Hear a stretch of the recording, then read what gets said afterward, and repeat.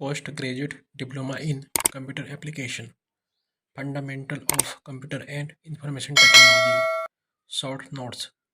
प्रश्न 1, निम्न में अंतर लिखिए। Write the difference between the following. First, RAM, random access memory.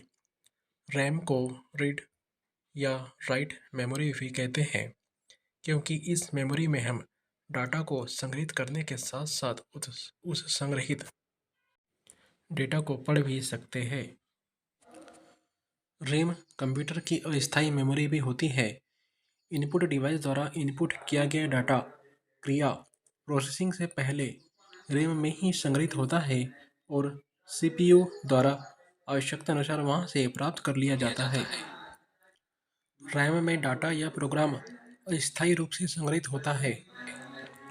Computer बंद हो जाने पर या विद्युत प्रवाह रुक जाने पर रैम में संग्रहित डाटा मिट जाता है, इसलिए रैम को वोलेटाइल या अस्थायी मेमोरी भी कहते हैं। रैम की क्षमता या आकार भिन्न भिन्न होते हैं, जैसे 1 MB, 2 MB, 4 MB, 16 MB, 32 MB, 64 MB, 128 MB आदि। सेकेंड, रोम, रीड ओनली मेमोरी।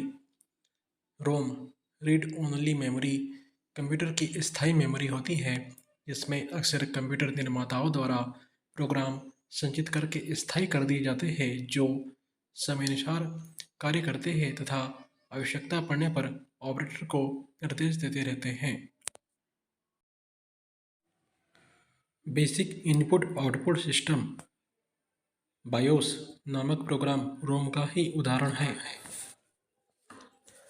आरंभ में रोम के लिए यह बाध्यता थी कि कंप्यूटर निर्माता भी एक बार किसी प्रोग्राम को रोम चिप पर संग्रहित करने के बाद उसे न तो मिटा सकते थे और न ही उस प्रोग्राम में संशोधन कर सकते थे, परंतु बाद में प्रोम, ईप्रोम, डबल ईप्रोम नाम की रोम बनाई गई जिनके अलग अलग लाभ हैं।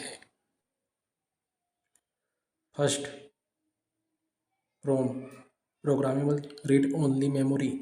Second, EPROM, eligible programmable read only memory.